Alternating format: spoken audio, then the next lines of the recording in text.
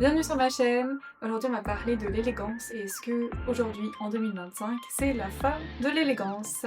Alors c'est vrai que pendant des siècles l'élégance a été une évidence, c'était la norme que tout le monde appliquait. On sortait dans les rues toujours bien apprêté, bien coiffé, bien soigné, bien habillé. Peu importe la situation, si c'était pour aller chercher le journal, le pain ou aller travailler, c'était quelque chose qui était socialement exigé. C'était normal. Malheureusement, aujourd'hui, j'ai l'impression que c'est devenu une exception.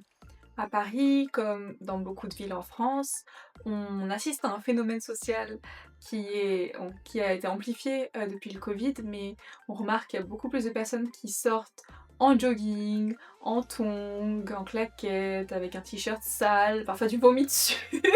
En fait, pas quand même du vomi, mais taché, avec les cheveux tout ébouriffé, avec un chignon qui est moche. Les chignons, c'est super beau, mais faites-le bien en fait, juste. C'est juste important. Et on est en droit de se demander pourquoi est-ce que ça arrive, pourquoi est-ce que l'élégance décline, pourquoi est-ce que ça a changé, et pourquoi je pense qu'aujourd'hui l'élégance est plus importante que jamais. Voilà, donc ça ce sont les questions que je vais répondre dans cette vidéo. Donc je t'emmène avec moi dans cette réflexion autour d'un petit thé. Prends un petit thé ou ce que tu veux. Alors, avant de commencer, j'aimerais juste me présenter. Je m'appelle Lynn, je suis styliste, designer et conseillère en images. Et j'accompagne des femmes à se sentir plus belles, plus en confiance et plus alignées avec leur image. Je travaille sur le mindset et le stylisme, donc pour avoir un résultat optimal, parce que c'est en alliant l'extérieur et l'intérieur qu'on obtient les meilleurs résultats. Donc si tu sens que c'est le moment de me contacter, n'hésite pas. Sur ce, on reprend la vidéo. Donc alors on va commencer par la partie 1 sur l'élégance en tant que norme. Alors c'est vrai que pendant les années 40, bon, juste post-guerre, enfin plutôt 50 et 60, c'était vraiment la norme d'être bien habillé. Donc pour aller faire les courses, comme j'ai dit tout à l'heure, pour prendre le métro, aller travailler, aller chercher le pain, les femmes étaient toujours soignées, bien coiffées et apprêtées. Donc à l'époque, on repassait les vêtements, on portait des chaussures bien cirées, bien propres, une robe sans plis, tout était nickel. Pareil pour les cheveux, le maquillage, tout était à la perfection, on va dire ça comme ça. Et c'était pas forcément qu'une question d'argent ou d'élitisme, c'était vraiment la norme pour tout le monde. Certes, les personnes qui avaient plus d'argent portaient peut-être des vêtements de designer comme aujourd'hui, mais il était toujours possible d'avoir des chemises, des pulls sans trous. Voilà, c'était accessible aux personnes. Alors c'est vrai qu'au Moyen-Âge c'était pas accessible, mais après la guerre c'était quelque chose d'accessible et c'était même requis. En fait, c'était une question de respect de soi, mais également de respect des autres, du respect de la société. C'était vraiment ancré dans ce genre de dynamique, en fait. Et ce n'était pas réservé qu'aux femmes, c'était également réservé aux hommes. Les hommes avaient la chemise, la cravate, le costume et les chaussures cirées, et c'était comme ça que c'était. Il n'y avait pas de question à se poser. Ça faisait partie de la culture. L'élégance, en fait, c'était pas un signe de luxe ou d'élitisme, c'était vraiment un langage social. Mais tout a basculé en mai 68, donc au début, après les années 70, en Occident, parce que dans certains pays on a toujours ce niveau d'exigence, mais en Occident ça a changé. En mai 68, quand la jeunesse parcourt les rues, il y a ce qu'on appelle un changement de mentalité, il y a une remise en cause en fait des règles établies, des codes sociaux et aussi des codes vestimentaires. Donc les vêtements n'étaient plus perçus comme un signe de respect ou de raffinement, mais c'est également un moyen de s'affirmer et de rejeter les règles établies, ce qui était perçu comme une rigidité ou un certain élitisme. Donc les valeurs comme le confort et la liberté deviennent en fait des nouveaux standards, des choses qui sont recherchées par la population, et la jeunesse notamment. Et donc ces valeurs sont considérées comme plus importantes que celles de l'élégance, qui est plutôt, je dirais, associée à l'ancienneté, à une sorte de rigidité établie par les conservateurs en fait. Donc le vêtement devient un espace en fait de contestation, également d'expression de soi, au détriment en fait de la finesse et de la discipline de soi et de son image en fait, tout simplement. On voit ainsi naître en fait tout ce qui est le style un peu casual, donc le denim brut, le style sportswear, ce genre de choses en fait.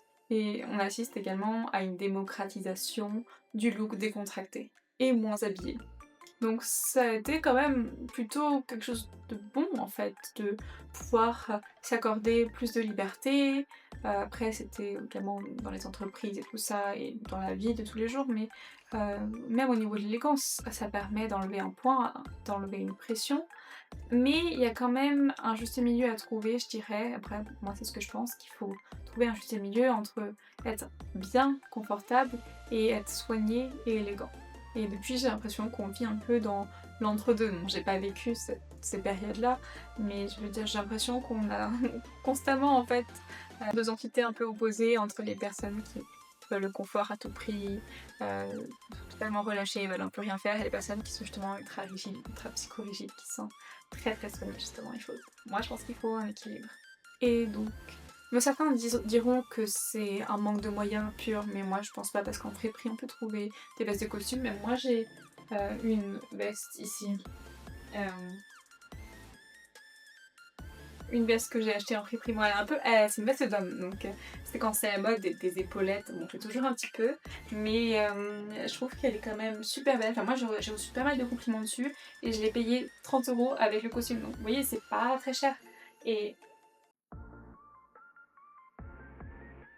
Et je reviens, donc maintenant on peut se demander où est passée l'élégance aujourd'hui, parce que c'est vrai que maintenant quand on retourne au présent à Paris en 2025, moi ce que j'observe c'est des personnes, il y a des femmes qui sont très belles, très bien soignées, ça arrive, mais c'est pas les personnes qu'on voit le plus souvent, sauf quand on est dans le marais et que, bon, on en voit quand même, mais la plupart des gens sont quand même habillés un peu n'importe comment, de manière négligée, que ce soit sac à main plastique, les cheveux mis n'importe comment, les faux cils vraiment dégoûtants, enfin franchement, ou le t-shirt jogging, c'est pas élégant et malheureusement on en voit beaucoup.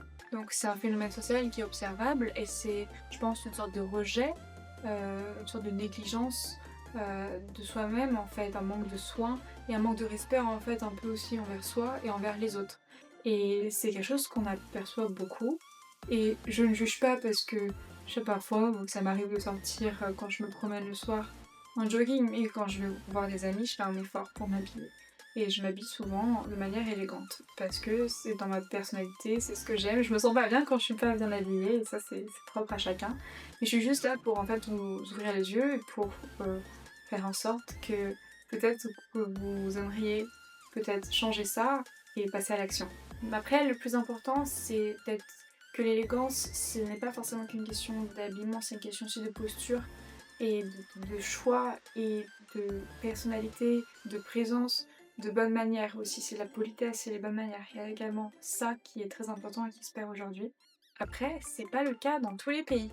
Encore une fois, là je parle de l'Occitan, de la France, parce que j'habite en France, mais il y a également, pour prendre le cas de la Russie ou la Pologne, là-bas les femmes font encore très très attention à leur apparence. C'est quelque chose, vraiment, c'est une religion là-bas. Elles vont faire leurs ongles très très souvent. Si ces ongles sont pas faits, et ben, on ne sort pas de la rue, on est considéré comme quelqu'un qui est négligé. Pareil, quand elles vont à la salle de sport, elles ne viennent pas comme chez nous. Enfin, moi, quand je vais à la salle de sport, j'arrive directement en tenue de sport et je repars en tenue de sport et puis je me douche chez moi. Mais là-bas, elles viennent habillées et elles ressortent aussi habillées, encore même plus propres parce qu'elles se sont douchées, elles ont pris soin d'elles. Et c'est vraiment une culture là-bas où toutes les femmes sont vraiment très très bien habillées en Russie. Et c'est vraiment dans leurs normes, c'est quelque chose de normal. Si vous ne faites pas ça, vous êtes négligé en fait, et les gens vous regardent mal, parce que c'est pas socialement correct de faire ça. Et je me souviens quand j'étais petite, parce que moi j'ai des origines de Finlande aussi, je me souviens que ma tante était toujours hyper bien apprêtée, hyper bien habillée, et ma grand-mère, par contre du côté français aussi, et même rabâchait constamment que c'était important en fait pour elle d'être bien élégante, toujours à faire attention à sa coiffure, à ses cheveux, et c'est quelque chose qui est important et on lui fait souvent des compliments là-dessus parce que c'est quelque chose de rare. Voilà, avant c'était la norme, on faisait peut-être beaucoup moins de compliments dessus. Maintenant c'est quelque chose qui est apprécié. Donc on sent en fait que dans ces cultures, il y a une véritable rigueur et que c'est fortement apprécié en fait Et c'est aussi une des raisons pour lesquelles on admire ce genre de culture. Et alors, pourquoi est-ce que je pense que l'élégance est beaucoup plus importante aujourd'hui qu'avant? Eh bien parce qu'elle est rare. Donc tout ce qui est rare devient précieux et très fortement apprécié par les personnes.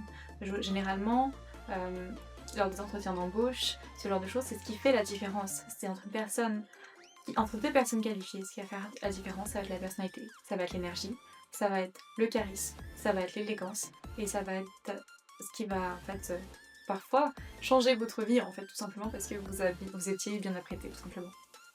Et également, j'aimerais souligner un point, c'est qu'aujourd'hui c'est presque un acte de courage, c'est quelque chose de rare, ça devient un peu plus marginal d'être vraiment tout le temps au top en fait. Et c'est pas si courant que ça en fait, tout simplement.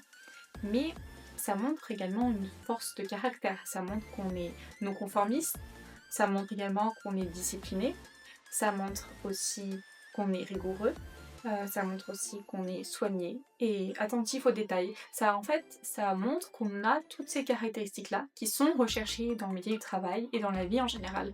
Et d'être discipliné, d'avoir une routine sportive, d'avoir une rigueur dans la manière dont on s'habille, dans la manière dont on parle, comment on se tient, c'est tout ça qui est recherché et ce sont des qualités en fait, c'est ce que ça implique. Et comme vous pouvez le voir, ces qualités-là que j'ai énumérées précédemment, elles se perdent aussi. Les gens font de moins en moins bien leur travail, font plein de choses en même temps, ils travaillent et ils sont aussi sur Facebook à côté. C'est vraiment en fait une culture qui a changé. Et l'élégance, je pense que c'est juste l'aspect visuel, mais il y a un aspect plus profond à ça. Je pense que c'est vraiment un changement de valeur, de mentalité et de comportement. Donc aujourd'hui, je pense que l'élégance, c'est comme une arme. D'ailleurs, je vous invite à aller voir ma vidéo sur le Enclosed Cognition, sur en fait l'impact de l'élégance sur nous et sur les autres, et pourquoi ça peut être une arme d'influence aujourd'hui. En tout cas, vous ne perdez rien à être élégante parce que vous gagnez plus de confiance en vous-même, ça vous servira dans la vie. Après, comme j'ai dit, moi l'élégance que je défends, c'est pas forcément quelque chose de psychorigide. Je ne pointe pas non plus du doigt les gens parce que tout le monde a des vies différentes et on fait tous du mieux qu'on peut. Je veux dire, moi je connais pas la vie des gens, il y a peut-être des raisons pour lesquelles ils ont arrêté de prendre soin d'eux, des enfants et tout ça, mais je pense que rester au contrôle de son apparence et de sa posture et de soi-même, ça montre quand même que ça nous aide même à faire face aux difficultés dans la vie aussi. Et je pense que on ne perd jamais rien à faire attention à son image et à se prendre soin de soi en fait. Je dirais que pour moi maintenant l'élégance c'est plus une forme d'énergie. Ça passe peut-être moins par les codes vestimentaires, mais ça passe beaucoup plus par le langage non verbal, par la voix, la posture, et aussi également par le soin aux détails. Bien sûr, les vêtements comptent, mais je vais pas sortir avec un corset non plus. Mais il y a des gens qui le font. J'ai une amie d'ailleurs qui est très douée et qui fait des corsets. Mais voilà, c'est pas l'objectif de ma méthode. Ma méthode, c'est simplement de rendre les gens plus élégants en travaillant sur l'intérieur, en travaillant également sur leur personnalité et trouver des vêtements qui leur vont en fonction de leur colorimétrie et leur morphologie. Voilà. Et également aux archétypes féminins que j'ai créé. J'ai créé une sorte de répertoire avec des archétypes, mais je vous en parlerai dans d'autres vidéos. C'est pas le sujet. Donc pour conclure, on peut juste dire que l'élégance en fait a subi un déclin depuis les années 70 et qu'elle a juste un peu changé de forme.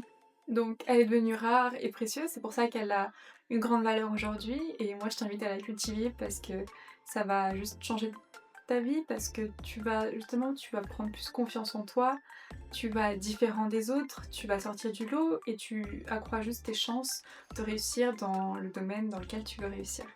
Donc je t'invite à cultiver ton élégance jour après jour. J'ai fait des vidéos sur l'élégance, les choses à éviter, les choses à faire. Donc je t'invite à aller regarder ça si ça t'intéresse et si tu as envie de devenir justement plus élégant et plus aligné avec qui tu es. Donc l'élégance c'est pas qu'une question de budget, c'est vraiment une question d'intention, de soin de soi, de soin de sa posture, soin de ses vêtements, soin de l'image en fait qu'on renvoie. Et crois-moi ça change tout parce que ça t'ouvre plus de portes.